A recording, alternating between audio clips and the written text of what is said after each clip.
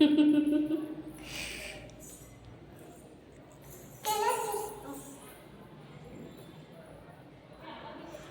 ಪ್ರವೇಶಕ್ಕೆ ಕರ್ಕೊಂಡು ಬಂದಿದ್ಯಾ?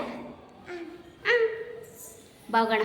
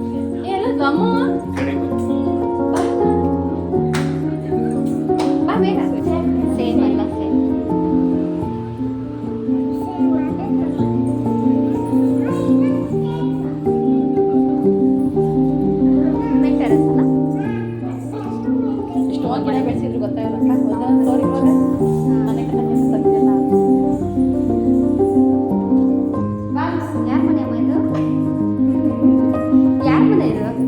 ನಮ್ದಾ?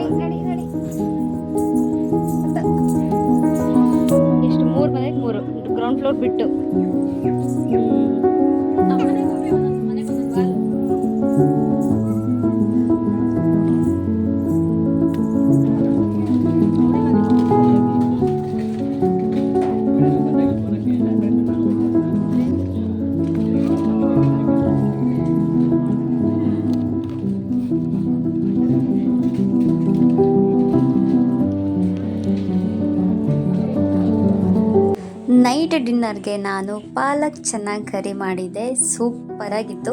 ಸೊ ಇದೆಲ್ಲದಕ್ಕೂ ಕಾಂಬಿನೇಷನ್ ಸಖತ್ತಾಗಿರುತ್ತೆ. ಸೊ ಯಾವ ರೀತಿ ಮಾಡೋದು ಅಂತ ಕ್ವಿಕ್ಕಾಗಿ ತೋರಿಸ್ಬಿಡ್ತೀನಿ.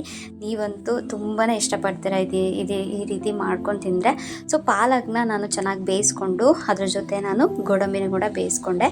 ಅದು ಫಿಲ್ಟರ್ ಮಾಡಿಕೊಂಡು ಸ್ವಲ್ಪ ತಣ್ಣೀರಲ್ಲಿ ಹೆಜ್ಬಿಟ್ಟು ತೆಗಿತೀನಿ. ಸೊ ಅದು ಫಿಲ್ಟರ್ ಆದಮೇಲೆ ಸ್ವಲ್ಪ ಮೊಸರನ್ನ ಹಾಕ್ಕೊಂಡು ಮಿಕ್ಸಿ ಮಾಡ್ಕೊಳ್ತೀನಿ. ಸೊ ಇದಕ್ಕೆ ನಾನೀಗ ಒಂದು ಒಗ್ಗರಣೆ ರೆಡಿ ಮಾಡ್ಕೊಳ್ಳೋಣ. ಕಡಾಯಿಗೆ ನಾನು ಎಣ್ಣೆ ಹಾಕ್ಕೊಳ್ತಾ ಇದ್ದೀನಿ. ಹಾಗೆ ಸ್ವಲ್ಪ ಜೀರಿಗೆ ಹಾಕ್ಕೊಂಡು ಅದು ಸ್ವಲ್ಪ ಸಿಡಿದ ಮೇಲೆ ಈರುಳ್ಳಿ ಹಾಕ್ಕೊಳ್ತಾ ಇದ್ದೀನಿ. ಈರುಳ್ಳಿ ಹಾಕ್ಕೊಂಡು ಅದೇನು ಜಾಸ್ತಿ ರೋಸ್ಟ್ ಏನು ಬೇಡ, ಹಾಗೆ ಸ್ವಲ್ಪ ಬಿಸಿ ಮಾಡ್ಕೊಳ್ಳಿ. ಒಂದು ಸ್ವಲ್ಪ ಹಸಿಮೆಣ್ಸಿನ್ಕಾಯಿ, ಶುಂಠಿ, ಬೆಳ್ಳುಳ್ಳಿ ಪೇಸ್ಟ್ನ ಹಾಕ್ಕೊಂಡು ನೀಟಾಗಿ ರೋಸ್ಟ್ ಮಾಡ್ಕೊಳ್ತೀನಿ. ಅದಾದಮೇಲೆ ಪೌಡರ್ನ ಆ್ಯಡ್ ಮಾಡ್ಕೊಳ್ತೀನಿ. ಸೊ ಏನೇನಪ್ಪ ಅಂತಂದರೆ ಖಾರದ ಪುಡಿ, ಅರಿಶಿನ, ಸೊ ಧನಿಯಾ ಪುಡಿ, ಖಾರದ ಪುಡಿ, ಹಾಗೆ ಪೆಪ್ಪರ್ ಪೌಡರ್ನ ಸ್ವಲ್ಪ ಹಾಕ್ತೀನಿ. ಅದಾದಮೇಲೆ ನಾನು ಪೇಸ್ಟ್ ಮಾಡ್ಕೊಂಡಿರೋಂಥ ಪಾಲಕ್ನ ಹಾಗೆ ಆ್ಯಡ್ ಮಾಡಿಕೊಂಡು ನೀಟಾಗಿ ಬೇಯಿಸ್ಕೊಳ್ತೀನಿ. ಸೊ ಇದೆಲ್ಲ ನೀಟಾಗಿ ಬೆಂದು ಒಂದು ಕನ್ಸಿಸ್ಟೆನ್ಸಿ ಬಂದಮೇಲೆ ನಾನು ಕಡಲೆಕಾಳನ್ನ ಬೇಯಿಸ್ಕೊಂಡಿರೋ ನೀರು ಜೊತೆ ಆ್ಯಡ್ ಮಾಡಿಕೊಂಡು ಸ್ವಲ್ಪ ಸಾಲ್ಟ್ ಹಾಕ್ಕೊಂಡು ನೀಟಾಗಿ ಮಿಕ್ಸ್ ಮಾಡ್ಕೊಳ್ತೀನಿ. ಇದು ಚೆನ್ನಾಗಿ ಹಸಿ ಸ್ಮೆಲ್ ಹೋಗೋವರೆಗೂ ಚೆನ್ನಾಗಿ ಬೇಯಿಸ್ಕೊಳ್ಳಿ. ಬೇಯಿಸ್ಕೊಂಡಾದಮೇಲೆ ನಾನೇನು ಮಾಡ್ತೀನಿ, ಸ್ವಲ್ಪ ಕಲರ್ ಬರೋದಕ್ಕೆ ನಾನು ಖಾರದ ಪುಡಿ, ಎಣ್ಣೆಯಲ್ಲೇ ಬಿಸಿ ಮಾಡಿಬಿಟ್ಟು ಸ್ವಲ್ಪ ಇಂಗುನ ಹಾಕ್ಕೊಂಡು ಆ್ಯಡ್ ಮಾಡ್ಕೊಳ್ತೀನಿ. ಸೊ ಇದು ಫೈನಲಾಗಿ ಚೆನ್ನಾಗಿ ಕುದಿಸ್ಕೊಂಡಾದ್ಮೇಲೆ ಸೂಪರ್ ಟೇಸ್ಟಿಯಾಗಿರೋ ಪಾಲಕ್ ಚೆನ್ನಾಗಿ ಕರಿ ಸಖತ್ತಾಗಿರುತ್ತೆ. ಸೊ ಎಲ್ಲದಕ್ಕೂ ಕಾಂಬಿನೇಷನ್ ಸೂಪರ್.